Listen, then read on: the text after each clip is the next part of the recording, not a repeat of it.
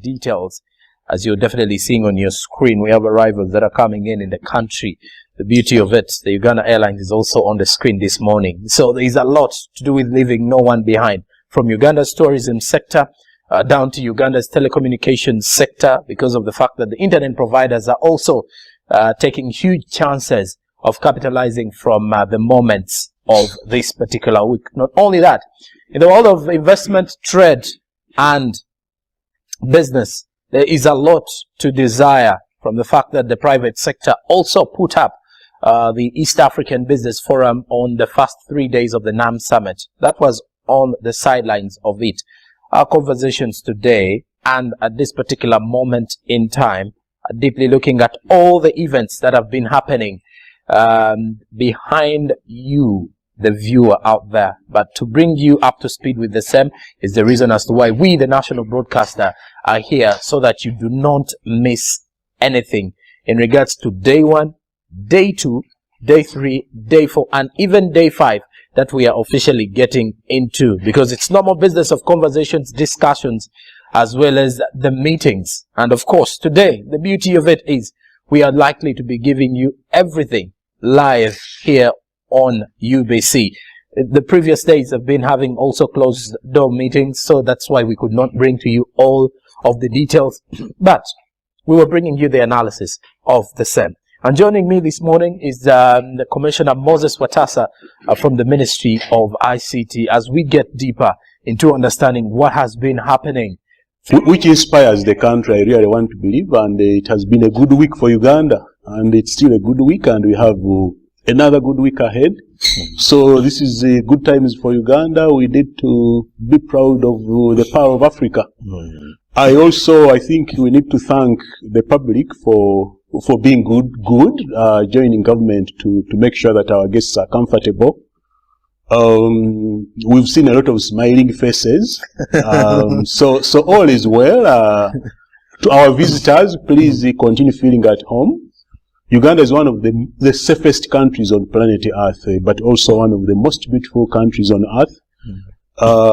British colonial administrator described Uganda as the pearl of Africa. For those our visitors who have moved around, I'm sure you do accept that Uganda is the pearl of Africa. Fine weather, averaging 24 to 30 degrees throughout the year. There is arguably no country like Uganda. Good leadership. Our president has ensured that the country is stable. One of the most stable countries, like we said last time. We are also actually exporting peace in this region and beyond. So our visitors feel at home, and let's continue with the business that we've been doing. It's been a good week. The NAM is drawing towards an end. Today we expect a handover speech from His Excellency Heydar Oglu, His Excellency the President of Azerbaijan, to hand over to our President, His Excellency President Yoweri Kaguta Museveni. And I think as we talk now, the heads of states are assembling, others are arriving. I saw last night they were flying in late into the night. Yes. So today brings us to a climax of a lot of things that have been happening. Good things for Uganda, but also good things for the world, because the NAM has got 120 countries from Asia, from Africa, from Latin America, a few countries from Europe. Yes. So we are together to press for an agenda that ensures that we have a better world, a world that works for everyone, a world that is about inclusion, a world that presses to ensure that global affluence is evenly distributed around the world, but that wealth also impacts lives of ordinary people. That's why here in Uganda, our government puts a lot of efforts now in programs that ensure that we impact and improve incomes at household level, but also at community level. So for our people outside there, I think you don't think this is just these are just conferences. But what is happening is that we are consolidating our commitments to making sure that your quality of life improves all across the board. This is also about inclusion, and that is why the government of Uganda emphasizes what we call affirmative action. We want the youth to benefit from global affluence, as in how it applies to Uganda. We want women, we want minorities, we want elderly people, we want people with disabilities. So this is about really leaving no one behind. So we are harnessing opportunities from the NAM, which is drawing to a close. Yes. But we have a lot of programs in Uganda that tie in with this. Because as people may know, Uganda is part of a state party to UN Agenda 2030. And Uganda ratified or signed the Sustainable Development Goals in 2015. Thereafter, we have a coordinating desk in the Office of the Prime Minister, which ensures that our commitments to the global agenda are mainstreamed into Uganda's National Development Plan. We now have the NDP3, which is going to end next year, in June next year in 2025. Thereafter, we start the NDP4, which we are already working on with the National Planning Authority. So what we're asking ourselves is that how far have we come with commitments like this? What is remaining, and what do we need to transfer into the NDP4? Well, so the commitment is there. We have a blessing from His Excellency the President, the country, the leader of the country. And if you have blessing from the top, things can only work and get better. Okay. And we also have an arrival, as you can see on the screen. We shall be giving you details of who it is and under which capacity is that VIP delegate who has arrived at the Entebbe International Airport. We continue to remind you that we shall be receiving more, or we are expecting more arrivals in the country. As we look at some of the presidents that did arrive late in the evening yesterday, you get to see President Emerson Gwagwa of Zimbabwe, who was received by the Chief Whip, Hamson Obua. And what we do know so far now is the Prime Minister of Morocco, who is in the country, who has been received this morning.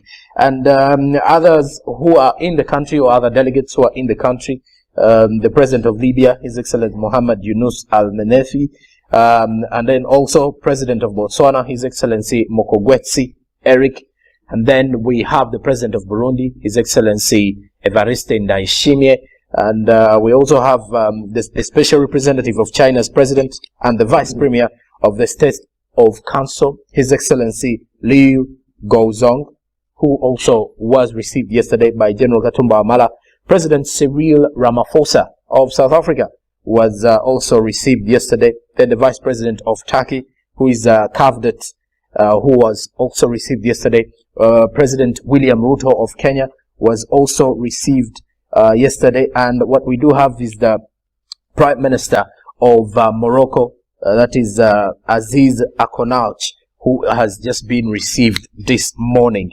And of course, he's in the country, and he was appointed as the 16th Prime Minister of Morocco by King Mohammed VI of Morocco. So you get to realize that Aziz Akonauch is also in the country, and he will be heading to speak Resort Munyonyo as the kickoff to what would be the presidential or heads of state and government heads meeting will be kicking off within an hour's time from now. Because what we do know so far from the information coming is that the arrivals at the Speak Resort Munyonyo are ongoing, and then besides that, we also expect a photograph for that before the meeting does kick off on day 5 at Speak Resort Munyonyo. And of course, the Prime Minister of Morocco has been received by Hajat Minsa Kabanda in there. The Minister of Kampala has been able to receive the Prime Minister. Let's get back to Commissioner Watasa this morning. Commissioner, looking back at the first 4 days of the summit, what would be your highlights and things that you've actually picked out and your observations from the same? Okay, first of all, as we do this, even as government, as we do this, we learn.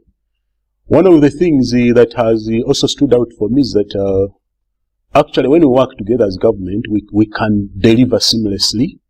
And on this note, I want to again, in a special way, thank our head of the National Organizing Committee, our head of public service, Madam Lucena Chove.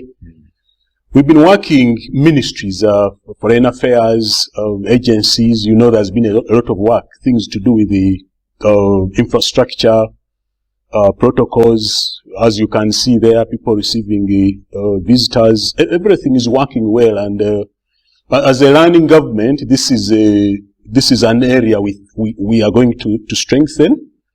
The concept we call the whole of the government approach for better functioning. So it has been good, and these synergies mean that government can actually deliver so seamlessly. So ourselves, as we know, UBC, you are part of the ICT Media and Publicity Subcommittee. We've accredited seamlessly local and foreign media, and the coverage has been good. Thanks to UBC, 7. So all this means we are going to create more jobs. We are going to further grow our economy, which is now at $50 billion already. Yes. Like we said last time, by the end of this financial year, that is in June this year, this economy is projected at $55 billion. So you can see NAM and G77 are going to be a shot in the arm, a boost to grow Uganda's economy. That comes with jobs, that comes with the markets for raw materials, because these industries that are going to be built here require labor. They require raw materials, which you have in plenty in Uganda. They require minerals, they require maybe milk, they require beef, depending on which sectors these people are going to invest. So this is what we call a multiplier effect in economics, or the trickle-down effect, meaning that as we do this, there is actually something for everyone. We've seen the low-hanging fruits, these visitors buying, like we said, here at the National Theatre. I saw them buying a lot of African shirts, T-shirts, the crafts, the necklaces, and the money is coming back into the economy. Yeah, the money is already flowing into the economy. There are those who have been around, doing excursion trips around the greater Kampala. We know that some of them are going to explore Uganda further. So the other objective of positioning and leveraging Uganda as a choice tourism destination has also received a big boost. I saw yesterday our outgoing representative for UNDP. She read a beautiful poem about Uganda and its beauty, talking about the uniqueness of its depot, the greatness of Queen Elizabeth, Makshoni Falls. Uganda has some animals you can only find in Uganda, all over the world. You can only find them here. We have more than 1,000 bird species, including birds one can only find in Uganda. You can't find a country like Uganda on planet Earth. Right. So we are leveraging these fora to amplify the message about Uganda. But even tourism itself offers a lot of opportunity for investment, like transport, investing in infrastructure like lodges as well. So it's both an attraction which brings in money, because it's one of our highest income foreign exchange earners, I think, now at about... Especially as we are setting Uganda to be a destination for mice. Absolutely. Meetings, incentives, conferences, and the exhibitions. Yes. So now Uganda is actually the place to be. So compatriots watching us now, this is our country that we should be proud about. Because as you are saying, we have, we've not probably had a week like this in Uganda before. You have the NAM, it's ending. You have the G77, it's starting. And you have the IGAD, which started and ended. And all this is happening in Uganda within a space of a fortnight. And so this is a country we should... These things are not coming accidentally. Yes. Because there are things we are doing right. On the screen you can easily see the Prime Minister of Morocco, whose motorcade is just a minute away from leaving or setting off from the Entebbe International Airport VIP wing. And of course, the chances are he will be heading to Speak Resort Munyonyo, and of course to meet up with the other heads of state who will be in there for the opening of the 19th Summit of Heads of State and Government of the Non-Aligned Movement. And that is for the starter of program for day 5. But currently with the Commissioner, he's highlighting for us, the benefits we are going to gain from the first days of the non-aligned movement. And of course, these are ongoing, and they're definitely going to be for a long term, if you're to put it in that way. And now the motorhead has actually set off from the Entebbe International Airport. That particular one has the Prime Minister of Morocco, Right Honorable Aziz, who is leaving, and he has just arrived at Entebbe International Airport, being received by Hajat Misa Kabanda on behalf of the government of Uganda. Our background here in studio is having well encrypted message of leaving no one behind for the third